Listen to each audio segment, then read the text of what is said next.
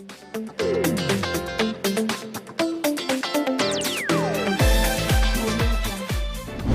itu pun bertepatan dengan pencalonan wali kota Vicky. Jadi memang pengakuan Vicky, dia memang saat itu minta dibantu saya lah untuk jadi donaturnya.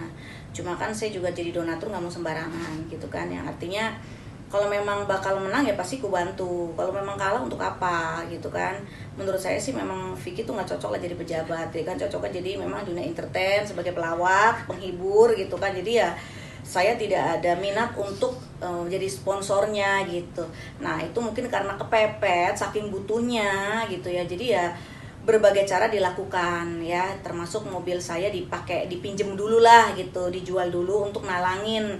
Itu aja sih yang makanya yang saya bilang tidak jujur aja gitu, nggak mau terbuka sama saya gitu. Intinya sih karena sebatas itu ya kerugian saya. Selebihnya sih kalau yang kata orang-orang makan ya numpang hidup, enggak sih, sama aku nggak numpang hidup, karena untuk makan aja Vicky selalu bayar sendiri, aku dibayarin gitu. Maksudnya sama Vicky setiap aku makan gitu kan sama Vicky ya satu keluarga gitu, Vicky semua yang bayar. Kadang sama aku pribadi diporotin saya pribadi enggak sih, hanya sebatas karena itulah kepentingan wali kota, dia butuh ya ngambil mobil saya. Itu aja sih yang saya alamin seperti itu, gitu aja sih. Ya, sedikit dong Mbak tentang Vicky ke anaknya Paris nih sendiri, seperti apa sih perhatiannya kalau dari sosok ayah ya, terlepas dari semua kekurangan yang tadi kita bicarakan. Nah, kalau dari sisi sebagai ayah seperti apa sih Mbak? Kalau bicara ayah, kalau Vicky sih kalau anaknya dibawa ke sana kan sempat juga ikut di sana seminggu gitu kan. Dia minta izin untuk bawa Paris ikut di rumahnya di Bekasi, kumpul bareng sama anak-anaknya, kakak-kakaknya gitu.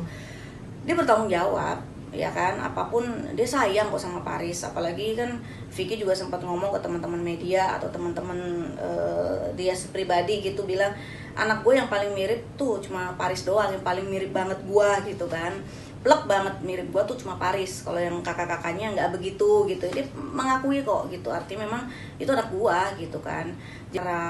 Secara personal, antara hubungan batin anak sama bapak ya dia tanggung jawab kok gitu.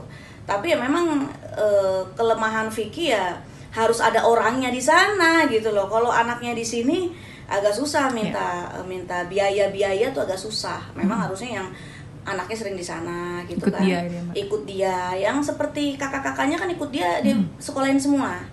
Dia harus ikut dia anaknya baru disekolahin gitu. Itu kurang dewasanya seperti itu. Tapi kan nggak semua anak yang harus dibiayain ikut Vicky semua. Kan saya juga bisa berbagi lah ngurus anak gitu maksudku ya. Kalau mau kasih uang buat biaya kasih aja, kirim, toh juga buat bener kok gitu aja sih. Dan kemarin juga sempat anaknya minta handphone, dikasih kok handphone gitu kan, dikasih handphone yang bagusan lah gitu. Itu aja sih. Terus kemarin Paris ulang tahun, minta kado, ngomong sendiri ke Vicky mau kado apa gitu. Tapi nggak tahu Paris nih belum dikasih, keburu dia ditahan gitu. Ya Allah. Ya. Tapi mohon maaf, berarti Mas Vicky juga nggak pernah menafkahi, maksudnya menjatah sebulan segini buat Paris gitu, enggak ya Mbak ya? Cuma kalau diminta memang ngasih gitu ya Mbak? Ngasih, ya kayak ketemu kasih uang jajan.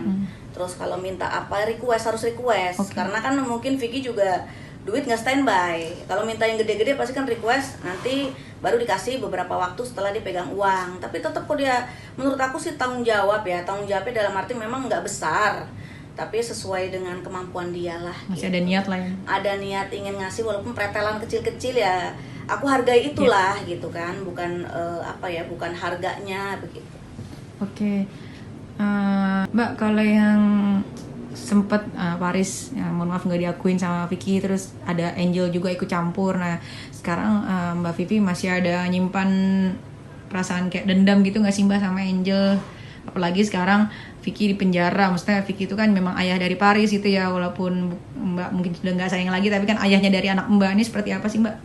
Kalau aku pribadi sih begini, kalau pokok perkara bisa munculnya Vicky nggak mengakui anak itu sebenarnya bukan dari Vicky pribadi. Kan sempat saya klarifikasi, Vicky kamu nggak ngakuin anakmu Paris, yang benar aku bilang, dari hati nurani nggak, aku bilang. Soalnya sebelum kenal Angel kalian tuh baik-baik hubungan sama Paris dan mengakui Paris tuh anaknya gitu kan. Kemana-mana nih Paris anak gua. Tapi begitu muncul Angel, kenapa kok tiba-tiba nggak mengakui? Ini dari siapa? Karena aku tahu sendiri yang ngalamin kan.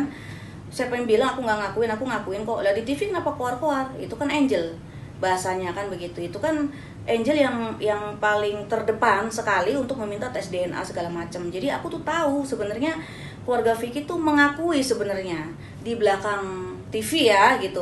Tapi kenapa pas di TV kok seperti menjatuhkan gitu. Nah, alasan Angel ditanya waktu itu sama teman saya, ya alasannya ya karena kan gue bela keluarga gue gitu. Yang dibela maksudnya Angel tuh keluarga. Tapi dia lupa yang diserang pun keluarganya Vicky, anaknya. Nah, sedangkan saya pribadi aja urusan sama Vicky hanya sebatas perkara pidana. Kok kenapa nih merembet ke urusan anak? Itu yang saya sayangkan ya. Kenapa kok mencari suatu hal yang menurut saya tuh apa ya? Jadi bahan lelucon gitu. Orang yang melihat Paris pun tahu itu muka Vicky. Kok tiba-tiba bahasa nggak mengakui? Itu kan masyarakat pun beropini bahwa lu udah kayak yang pansos siapa di sini kan begitu ya. Udah jelas anak lu muka lu gitu kan. Tapi kenapa lu nggak mengakui lu yang pansos? Kalau aku kan memang bukan pansos. Jelas ada pelaporan soal pidana. Saya nggak mempermasalahkan soal anak kok gitu loh. Masalah anak mau diakuin atau enggak, saya nggak pernah mau pusing gitu loh. Toh gunanya apa kalau saya berbohong misalnya bukan anaknya ngaku anaknya. Hello, Mang Vicky siapa gitu kan, punya harta triliunan kah yang sampai saya kegiur hartanya kan enggak gitu ya. Kalau memang saya sih gini loh, siapapun Vicky, kalau memang itu anaknya aku jujur.